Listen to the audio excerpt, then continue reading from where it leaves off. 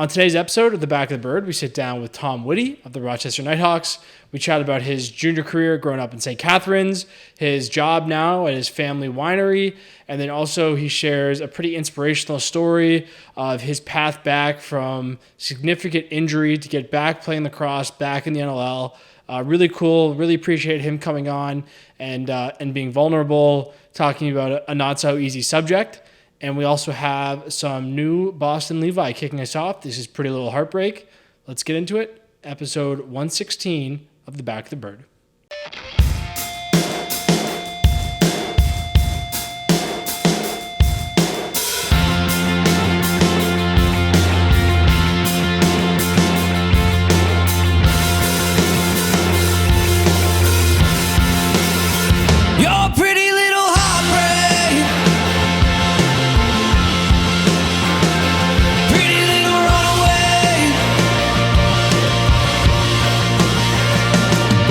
Show me these skirt, you're showing some skin. I think there's something going on, babe, between you and him. But you got your sunshade, you're showing your eye, that I'm catching on, babe. All right, we're back again. The Consistency Boys, 2 weeks in a row. Episode 116. Don't let us get hot. Yeah, they don't let us do our job. And as always, brought to you by Cottage Springs. You can see it if you're watching. Go check out the merch. They got some solid merch. It's summertime rolling around. You're at the cottage. What else do you want? You want a quarter zip when it gets a little chilly out. I wore this to practice once, and Kyle Waters said, "Give me that off your body right now." So I think it's a hit, but not as big as the hit, Donnie, as these little springers, the fucking 7%ers, $9.95 at the LCBO. I mentioned it last time, but that walk from the train to exhibition to go or to Budweiser stage to go see a concert. If you're walking from Liberty Village, you throw a couple of these little pistols in your pocket and shotgun on the way over, you will be feeling ready to go have like a full guitar of wine or whatever you need to do once you get there. So go check them out in the LCBO. We're appreciative of our family over at Cottage Springs for supporting the boys. So go enjoy yourselves. But let's just do the check-in, buddy. How are you doing? Yeah, I'm doing really well. Obviously a little bit of a break here between the two seasons for me. So that's nice. May long weekend here in Canada, which I'm sure we're all looking forward to. And a couple bits of news. One, Boston Levi's got some new music. Yep. It's going to be, I think, in the intro, so you've already heard it. But some new tunes from him, which is always great, and we're always really pumped about his kind of progression here. And then my news is that I'm jumping back on the broadcast this summer for the OJLL. Super pumped. Some of our listeners will know that I did it 2 summers ago. It was really cool. Ended in the Minto Cup, which was a really cool experience, and I think was cool for me personally. And also, I think we're really starting to kind of push into the next generation of broadcasting with free broadcasts on YouTube. I think it's incredible that the OJLL does this, and I'm happy to play my part in it. So I think I'm going to be on the call tomorrow night, which I guess is tonight. If you're listening to this on Friday in Brampton, and check us out all summer long. We'll kind of be, just doing games on kind of a not really a set schedule. So just stick with the YouTube.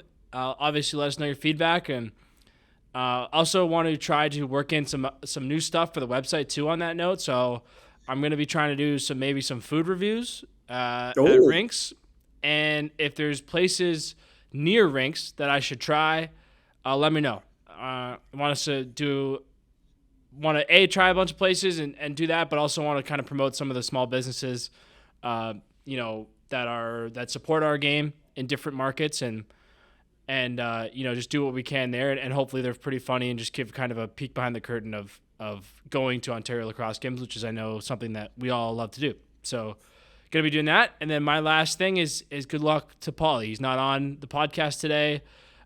He's getting on the road to Albany. He's decided to not do the pod until they're done, which I think is pretty respectable. So, it's 2 games this weekend. we'll see. And then I think a third. It's two games this weekend though, right? Or is it one this weekend? I thought it was two, but yeah, so two this weekend. If they're leaving today, that means they're playing Friday, Sunday, probably, right? Yeah. So really excited for Paul. Obviously, we both wish we were playing it ourselves, but go Paul. Go Paulie. But yeah, same old over here, buddy. We're living the dream. Headed up to my brother's, do some fishing this weekend, which I'm pretty juiced about. And funny enough, we talked about this Ryan Keeping guy who's running across Canada like not long ago. He's still chugging along. He's on like day 45. Day 42, he passed through Perry Sound. My nephew got to ride his bike with him, which is, I think, looking back on it, will be a pretty cool moment. Like the stories are different, but if you look at like the Terry Fox stuff or whatever, like to be able to say you kind of rode your bike along this guy's, he was just running through as he goes across Canada is pretty cool. And then he ended up staying at the night at my brother's Airbnb in Burlington too. So they got to know him and understand kind of what makes him tick. It's a pretty crazy story. He was never a runner before and just like started running and then quit his job and just said, I'm going to do this. And since then has been running 75 kilometers a day. And has done it for 45 days and is got to do it again for whatever, 44 more or 54 more days. So it's all the power to him. Ryan, we're thinking of you, buddy. This big saying gets me juiced. This saying is flip the switch, gets me pumped. Nice. So yeah, that's kind of it here. The weather's starting to change. Toronto's starting to come alive a little bit, which is nice to get the pulse back. But definitely have to involve some restraint during the week in order to keep things rolling. So yeah, flip the switch is good. I've been going with pay the man recently too. Pay the man is good. I like pay the man. Yeah, like yeah, it's like pay the man. I got that from Connor Curse, my PLL teammate, but I like that one. Fires me. It's kind of the same as flip the switch. It's like, all right, cut the shit. Let's get going here. Yeah, I think that's great. One more thing. Sorry to cut you off. Yeah. One more thing I want to plug. We're going to start a newsletter through Lacrosse Culture Daily. You can find the sign up on www.lacrosseculturedaily.com. It's on the homepage. And what we're going to do is we're going to recap box lacrosse in Canada every Monday and maybe Friday as well. So obviously now you can go to the Ontario website, BC, Alberta. We're going to try to make the newsletter kind of a hub for that stuff, a centralized place, similar to basically how you'd see scores in a newspaper, and really try to make it easy for fans to follow box lacrosse action across the country. So get signed up for that. I think we're going to start it on Monday. Definitely going to be a work in progress, but really excited about that as well. And again, just trying to take kind of incremental steps on the website to try to grow the game, obviously a cliche, but really try to make it easier to be a fan. And I think the newsletter will be good for that. So check that out on our homepage and follow along. I like it. Good shit, man. This week we've got Thomas Whitty on. We tried to have Whit on ages ago when they were coming off winning the Ontario Championship there. I think I called it the Minto like 40 times in this little interview, but still, we had some issues with that audio and stuff, so we got him on now. You're gonna want to listen to this. Crazy. I mean, the injury recovery is one of the craziest I've heard, and the actual kind of like full details of that story are fucking mental. The stuff he had to go through, and it's a crazy comeback story. So you're gonna want to listen to this, and then he does some interesting stuff off the floor too. So I think we send it over to him. So as always, we're brought to you by Lucky Penny Media. At Lucky Penny Media, we are a full-service marketing company without hefty agency pricing. We understand your brand is everything to you, and when working together, it means everything to us. You're more than just a client. You're a partner and teammate. Our philosophy is simple. You grow, I grow, we grow. So here he is, Thomas Whitty.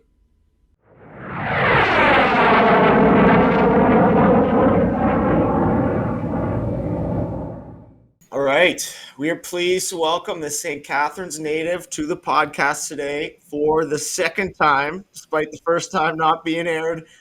He grew up playing for the Athletics and eventually led them to a Minto Cup as the team's captain. Drafted to the Knighthawks, where he still calls Rochester home to today. Welcome to Back of the Bird, Thomas Whitty. What's up, Whit? Thanks, fellas, for having me.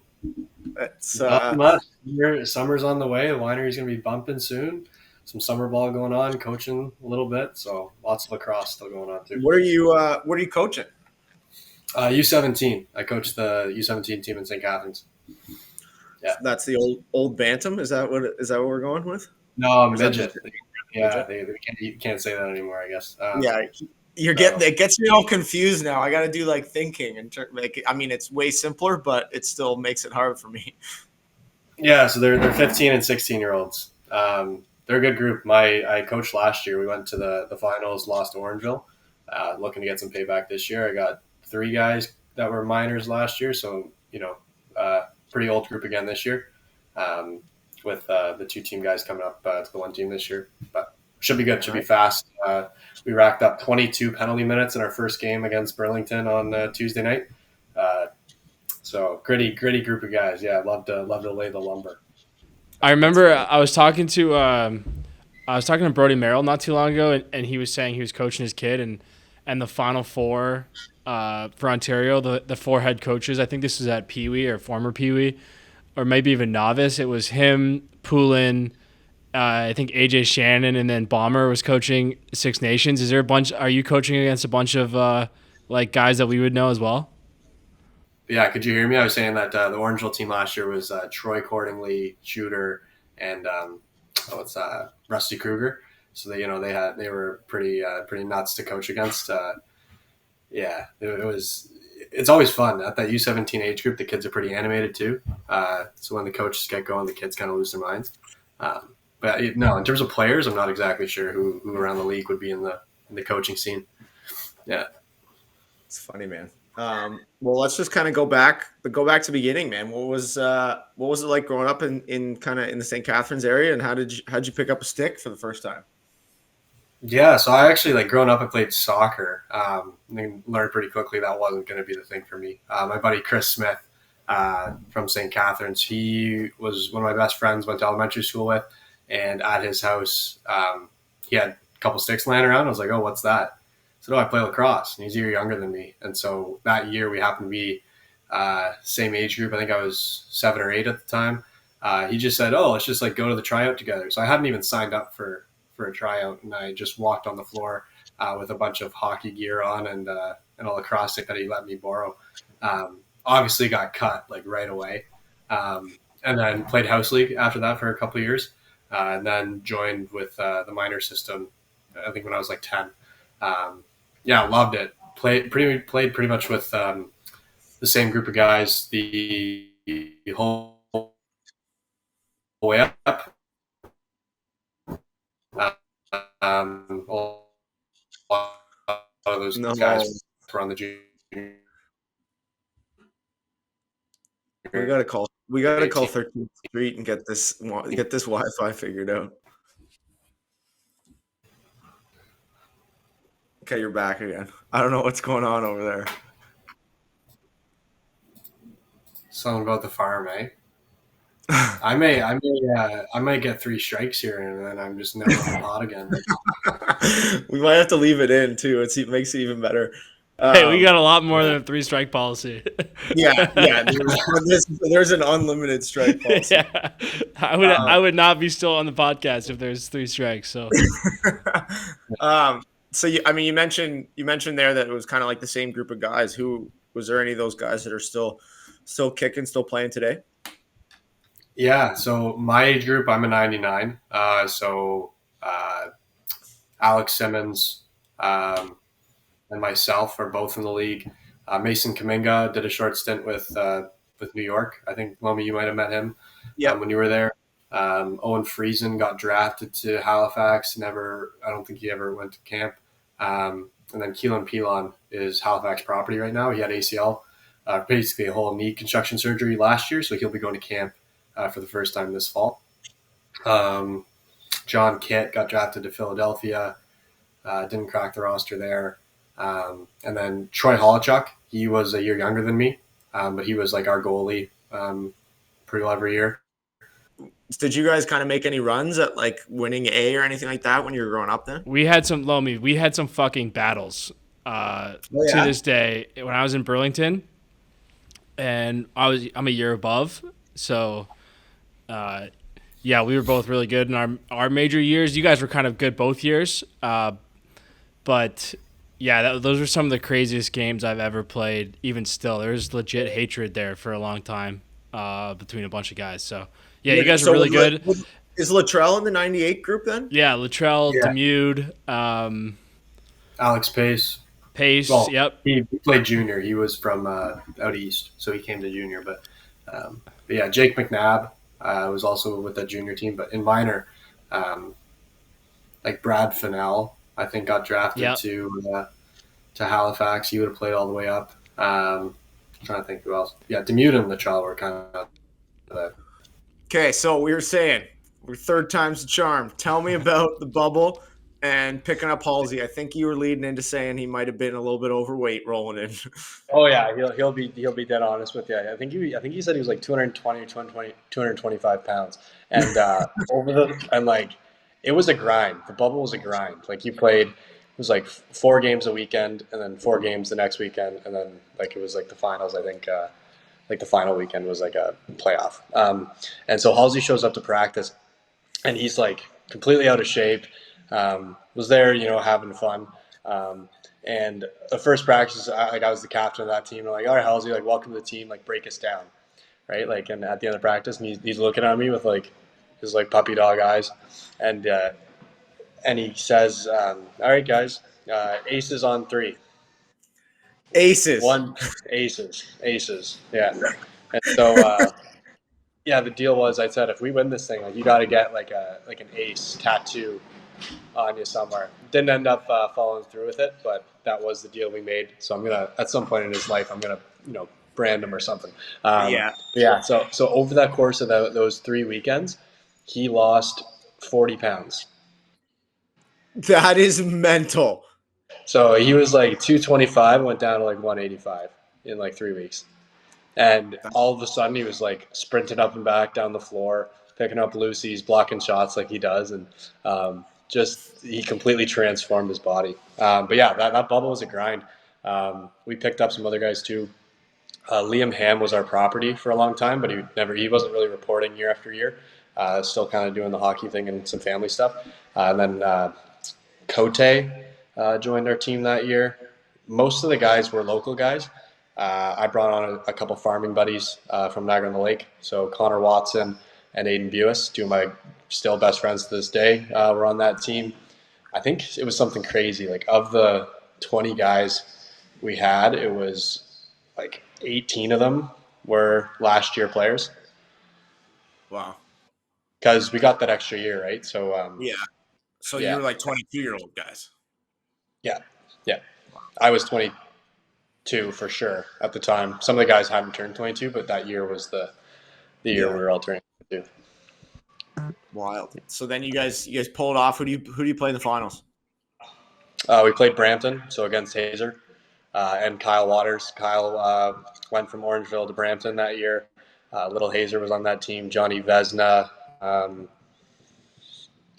big lefty, can't remember his name. Was also on that team. They had a good team. We beat them the first 2 times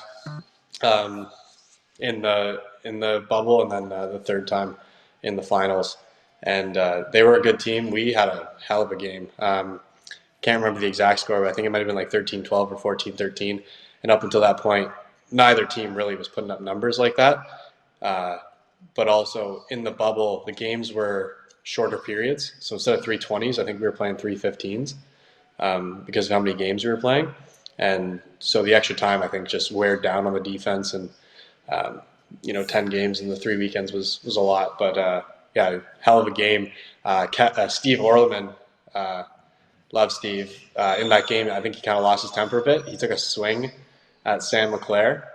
And, like, Sammy definitely sold it. Like, complete, he's on stage, doing the whole, like, my ankle or whatever. But Steve ended up getting kicked out of that game. That was kind of a turning point for us because, I think our first shot, we, like, peppered their goalie right away, goal.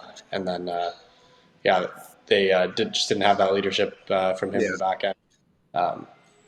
Waters, I think, had a pretty good game. We played Mimico in the semis.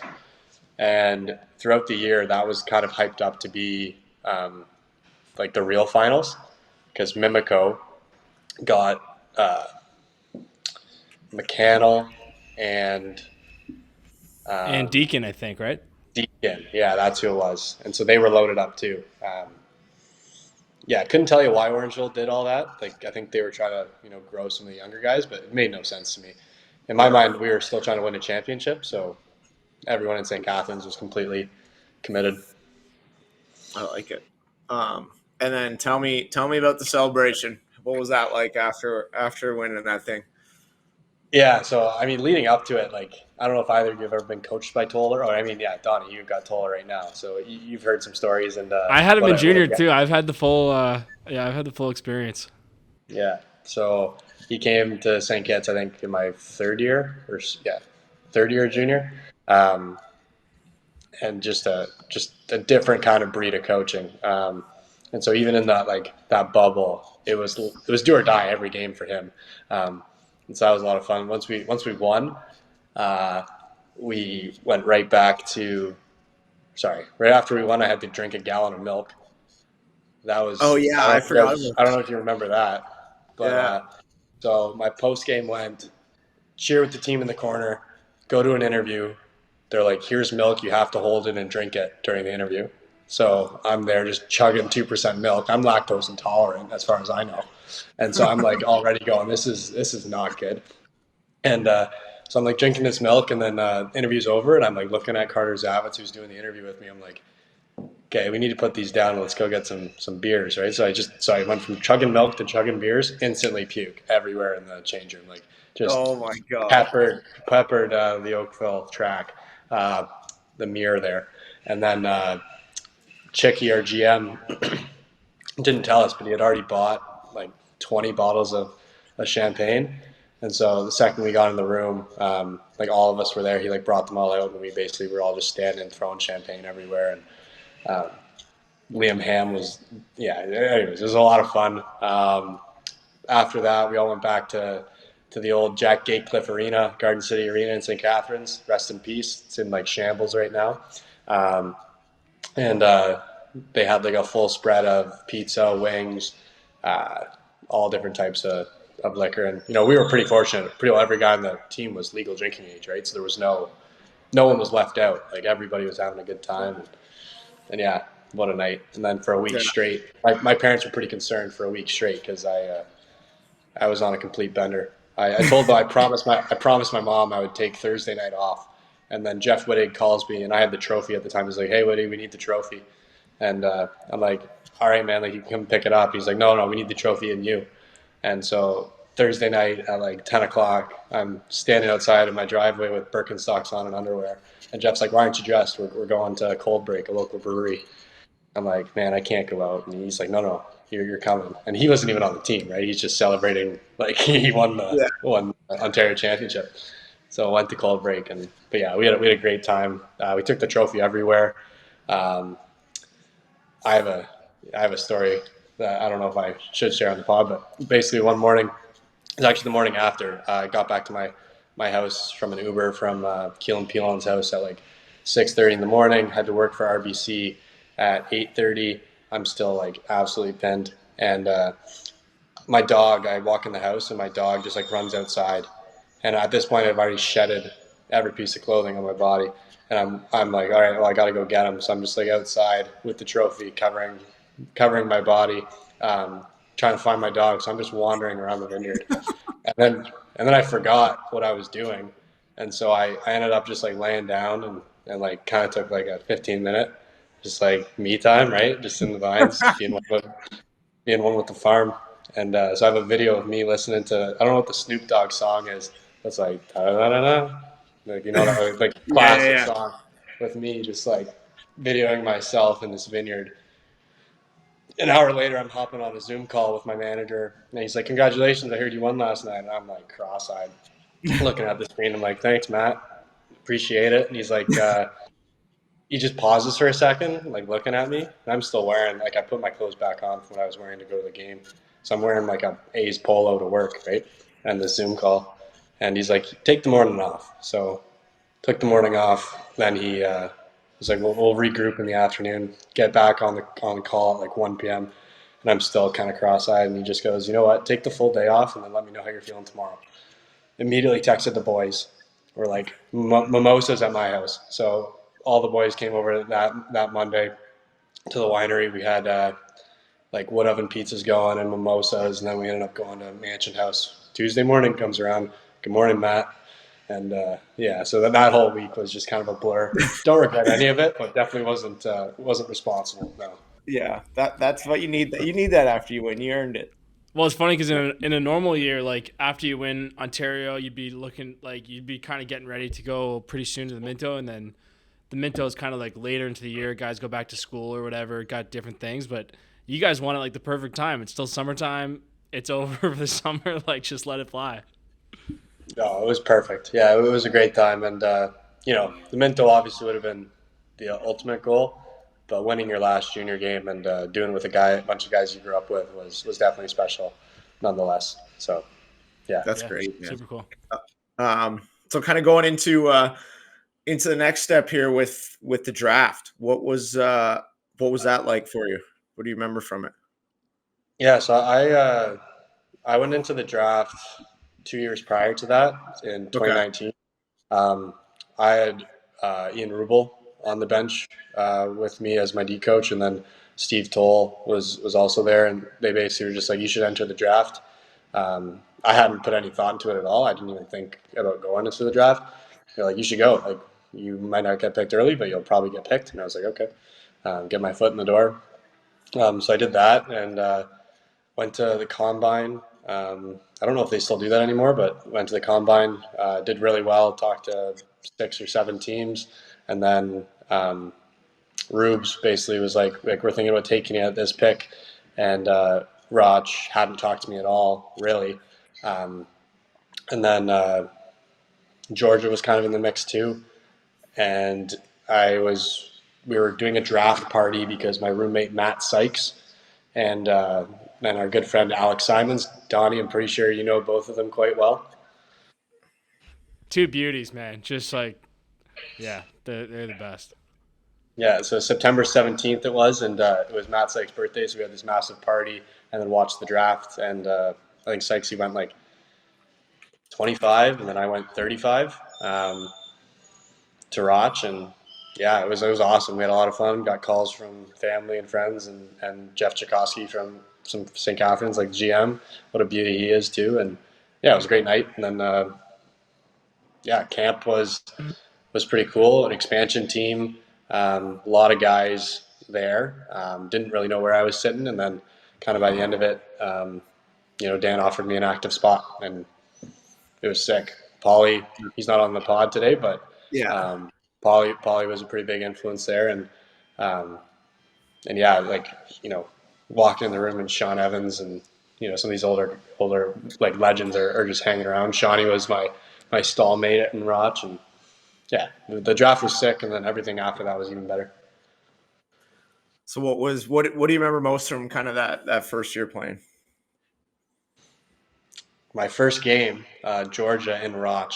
I think it was, I don't know who it was, threw a BTB pass to one of the Thompsons and from the corner, and I was like back cutting, like kind of like in the back pocket, and thinking, okay, I got my guy covered, and it was my like welcome to the league moment. Just seeing this BTB pass fly right by my face into a stick right in the back of the net. I think we lost like 11-2 or something that game. Like we just got smoked.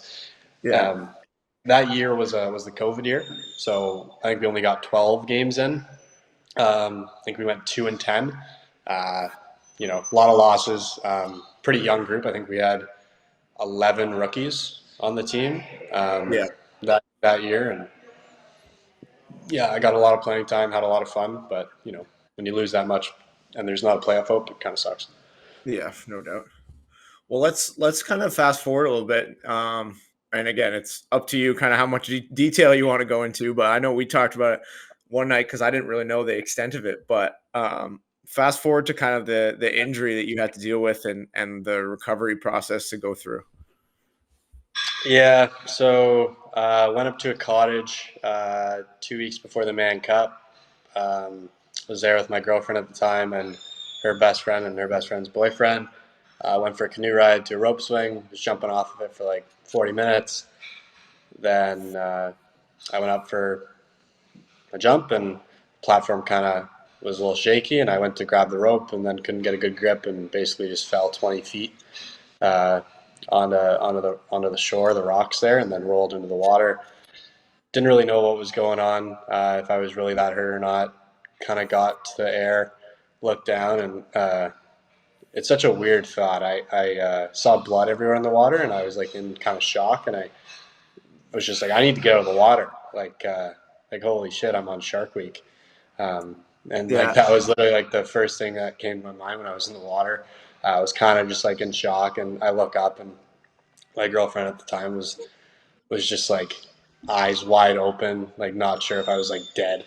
And then I went to like kind of stand up, and couldn't stand on my legs at all. Anyways, I won't get into the gore. Long story short, waited for an ambulance. Like we canoed across the bay, and took me to the hospital. I had a cut through my both patella tendons and quad tendon on my one leg, and then I had broken my tibia, my left leg. So I spent like 10 days in the Aurelia hospital there. Took really good care of me. I was very, very under the influence of some narcotics. So I was pretty comfortable.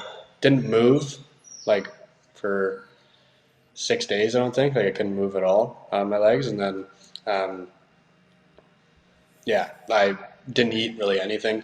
Going into the Man Cup, I was like 205. Like I was the biggest I ever was. And then I dropped down to 175 in 11 days from not eating. So like my legs atrophied, and long story short, got taken home by my mom. She came pick me up in Aurelia. I had some buddies come visit me in the hospital too, which was nice. And then got home, spent a bunch of days in bed, had a full leg cast on, and then like a full knee brace on the other leg.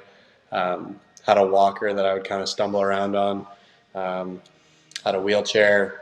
I actually went to school in a wheelchair for one day, and was like, I'm gonna drop this class. Like it's upstairs, and so I had to get some academic consideration to do that. But yeah, it was quite the journey. I never really thought I was going to play again. I just kind of was like, okay, this is something I just got to beat. But yeah, I had a lot of support along the way. I missed the Man Cup, was still part of that team. Super fortunate to be part of that great group of guys that ended up winning it. They got me a ring, which I was like baffled by. I was, didn't really know what to say.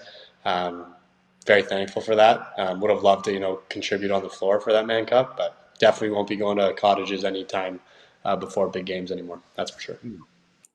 And so how long was the like recovery process, like start to finish for you? So did it September 2nd. And I was running by March, and then was cleared to play before our last game against Philadelphia, which if we won that, we would have been playing Toronto, and if we lost, we were playing Buffalo. So there wasn't really, that game. We were still going to be in playoffs. We were still going to get a game. So they ended up not playing me for that, which was probably the smart idea. I was still pretty weak. Did a lot of functional testing down in Roch and to get back up to strength. And yeah, so I don't know how many months that is. September to late March was like when I got cleared. Yeah.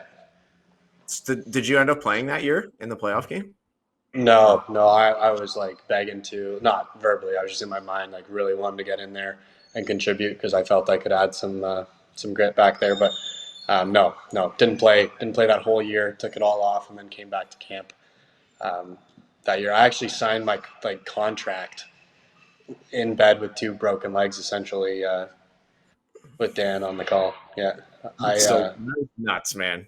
And I mean, I had the full gory version you told me one night, and like some of the shit that you had to go through, like walking up to the ambulance because they couldn't come down to you, and you had no patella tendons in either leg, and it's just like that.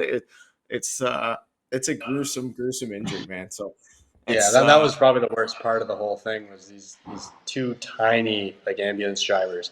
I'm at the bottom of this hill, the cottage is up top, and they're like, yeah, like it's too steep, like we can't get a gurney down, and like they're too small to put the weight on their shoulders. And the guy that I was with, he's like terrified of blood, so he was like almost passing out more than I was. Like I was in and out of consciousness because I was losing blood, and he was like way worse than I was, and so I did like kind of go on their shoulders, but basically I had to walk up that whole hill.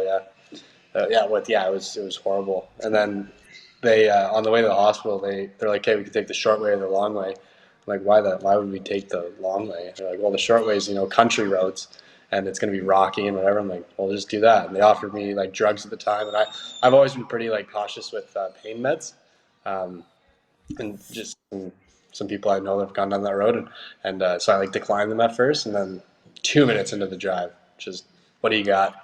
give me all of it. yeah. So from But there no, on, you should be proud of that journey, man. That's pretty crazy to go through, and then to kind of come back into this year and be in a main role all year is I mean, again, I think it's probably, I know you kind of keep things close to your chest, and a lot of people probably don't know that story, but if there's one of those comeback player of the years or whatever awards, I mean, you got my vote, because it's just a wild thing to go through. But it's got to be one of those things that, like, once you get to the other side, you kind of, it's twofold. Like, you don't take it for granted anymore playing, and then you also you're stronger mentally from having gone through that.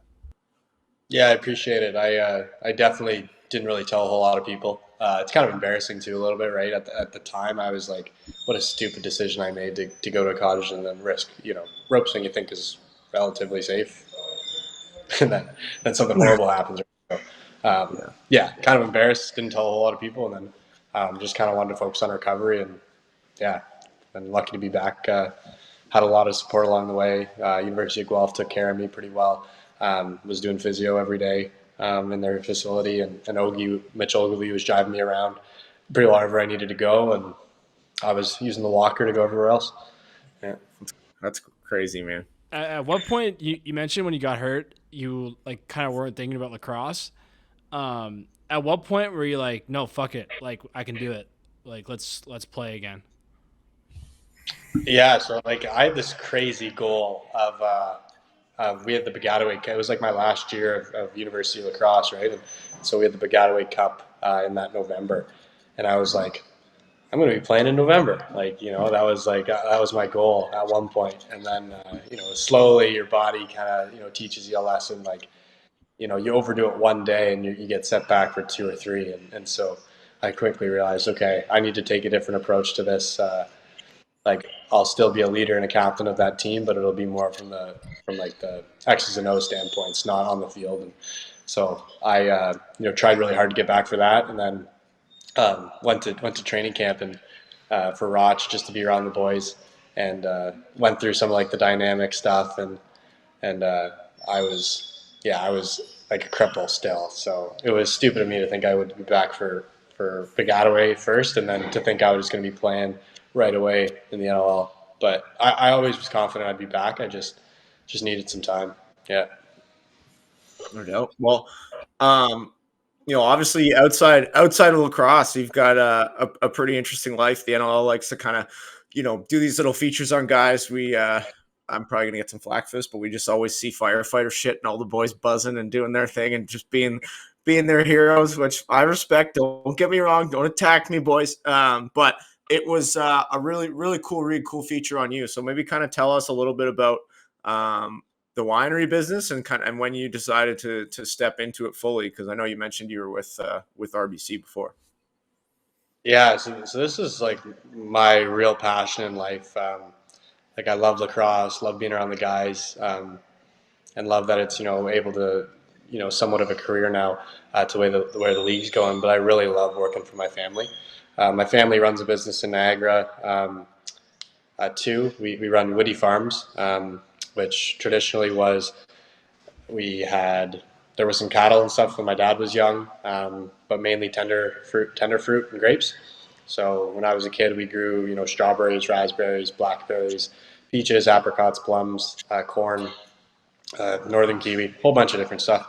And then slowly over the years, we kind of started taking out those and planting more grapes. In 1908, my family moved from Kingston to Niagara. So we've been farming, over 100 plus years, over 120, 126 years this year. So I'm the fourth generation to be on the farm. Um, we used to sell our fruit at like a local fruit stand that my brothers and I would run, where we'd sell pies, cookies, baked goods. That baking side of the business has grown a lot. We've sold millions of butter tarts and cookies over my lifetime. And now the winery has taken off. So in 2006, we used to sell grapes to a lot of different wineries in the area. And so we had a lot of expertise in growing. Never had any experience making wine. In 2006, we partnered with 13th Street Winery and sold a lot of grapes to them. And we started to make a purchase of the winery then with another business partner. So in 2006, 2008, we finalized the purchase of 13th Street Winery. And then in 2009, we moved it up to a property we owned that at the time was called Brucedale Gardens. Don't know how much detail you guys want. I'm just kind of going through the whole. No, I love it. I boring, love all of it. This is sick. boring story here. But yeah, long story short, now we're like a full agritourism business. We have a bakery on property, a restaurant, a winery that produces 25,000 cases of wine, and then a full like 6,000 square feet art gallery, and then a sculpture park all around it. And yeah, I love it. I work with my middle brother Benjamin. He's our director of sales. My mom is the general manager of the winery. My dad is the president, and then I run the restaurant. So between those areas, we got it covered. And then our winemaker is Jean-Pierre Colas. He's from France. Moved here in like 2000. Worked at another winery in 2009, and then came to us and has been with us ever since. We're known for traditional method sparkling. So if you've heard of champagne, sparkling wine, we can't call it champagne in Canada because it's not from the region of Champagne. So in Canada, it's called traditional method sparkling, where the second fermentation happens in the bottle. So all that pressure in the bottle has basically the same as like a double decker bus. So when you open that bottle, all that pressure comes out, and essentially the locking of that bottle, all the gas that's produced from the fermentation, it gets locked into the liquid, and so that's how you get the carbonation. Rather than pop, where you pump in CO2 into it, this all happens naturally through fermentation. It's a crazy thing, man. And obviously, I mean, again, if people listen, like have the chance to go by, I haven't been, but from what I understand, it's a pretty sweet place in the summer with kind of like the live music setup and everything like that. So what would you say like busiest time of the year for you? How hard are you grinding? What are the hours like? Yeah, so like midsummer, I'll work like 8 to 9 typically. Live music goes to like 8, then close up at 9, and then I'll get here 2 hours before we open to go over sales reporting and stuff like that. And then in September, once harvest kind of gets going, then I start around 7 and work till 9 if live music night, and if not, I get off around 6. I take a few weekends off though to coach, so I get like 5 days, and then we're always closed on Sundays. So 1 day a week, I know I'm always off. So I'll work 6 days a week for, I don't know what that is, 75 something hours. Yeah. Just wow. because we have we have a lot of fans, listeners kind of in this area. Where actually are you guys? And you mentioned the live music stuff. Like what if people want to go, go check it out. What are kind of the best times and best dates to go? Yeah, I'd love to have some people come check us out. We're located on 1776 4th Avenue, just off the QEW. Take the 7th Street exit, go down about 1.5 kilometers, take a right. You'll see a 13th Street sign, and then you'll see the vineyards and the winery from there. But yeah, Thursday and Friday nights from 5 p.m. to 8 p.m. We do live music, and Saturdays 12 to 4 p.m. And in August and July, we also have live music on Mondays from 12 to 4. Would love to see you guys out for sure. That's great. Yeah, it's the only time in our history that we've promoted alcohol other than Cottage Springs. So Yeah, it's nice. It's a good. We're diversifying the alcohol yeah. consumption methods here, so Hmm. it's good. Um, but yeah, Donnie, you got anything else for him? I think that's it's been awesome to have you, man. It's a pretty cool journey. Yeah, no, I got nothing, man. I didn't know any details about your story there. So with the injuries, so credit to you Crazy. on coming back. We do have two questions that we like to end on. The first is your jersey number. What jersey number do you wear and why? Yeah, so I wear number 3. In my rookie year in the league, Dylan Evans, who's now our defensive coach, wore 3. And then I got a message from Dan Carey saying Dylan Evans was, going to be moving on. And so I messaged right away. I was like, oh, hey, do you mind if I, take that jersey? And so number 3 to me, I wore it all growing up. When I was really little, I loved Dwayne Wade. He was probably my favorite player growing up, and then LeBron came to join him, and then I just loved the Miami Heat. Loved that, and then I just, I've got a little bit of like a religious background, so like the Trinity and threes and religion are a big thing. So I've always, gravitated towards the number. I wore it all growing up in St. Catharines, and then pretty well everywhere else I played, volleyball at a pretty high level, and basketball and all the other sports. So I wore it all growing up. But yeah, Dwayne Wade was really the impetus for it. And side note, Monte Ellis, random Nice. player. I Wow. don't think he wore 3, but he was my favorite player at one point. Just randomly, I don't know why, but he's That's great. There you go. Yeah. Didn't think we were getting a Monte Ellis shout out on the pod. No, today. that's an off the board pick, but it Yeah, wasn't deep on my cut. bingo card, but I love it.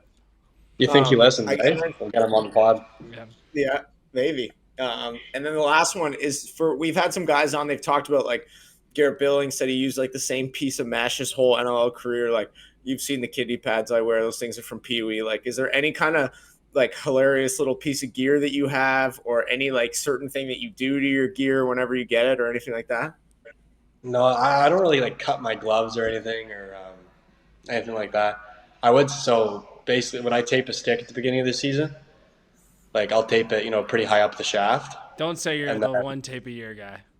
yeah, I went Oh, through no. 5. I went through 5 shafts this year. So like, I was 5 shafts, 18 games. So you're taping it every third game essentially. But yeah, no, I tape it at the beginning of the year and then I don't touch it. That's Yeah. amazing. That makes Donnie want to throw up on the It spot. does. but It does. Actually, Yeah. my roommate in college, like, I think went 2 years before he taped his stick, and it pissed me off. It shouldn't. It's just a stupid thing that I'm. Yeah, it's like that it's a whole me time I was problem. injured. That whole time I was injured, I didn't play, so I had this stick that was just super yellow and greasy because I was using the stick all the time, but it wasn't getting hit or anything. Right. And so the tape was like basically part of the shaft at that point. So until I bent that, like I went 2 years, I think, or no, not 2. It was probably 15 months with that tape on it, and yeah, when It I just broke turns to that dust. shaft, I It was turns to sad. dust when you take it off. It's like Yeah. it's basically ripping apart, and you can't get it off. It's leaving half the sticky part on the shaft if you ever do retape it. But that's funny. Yeah, yeah. God, I love But- that we started asking this question, by the way, because we've gotten some bizarre answer every Yeah, time. well, because we're all weird creatures in this way. Like there's Yeah, always and- something. And gear Was it typically is Billings like that hard to was the find. mesh? Yeah, Billings uses was the the same piece of mesh. same piece for his whole career. That's just crazy. Yeah. Yeah. Yeah, Taping your stick's one thing, mesh is a different thing. Yeah. yeah. Yeah. Wild. But yeah, man, we appreciate you sitting down. Again, if anybody's in the area, go check them out at 13th Street Winery and hit up the live music. But yeah, man, crazy story. You should be proud of yourself, and we appreciate you taking the time to sit down with us. Appreciate it, guys. Thanks for having me on.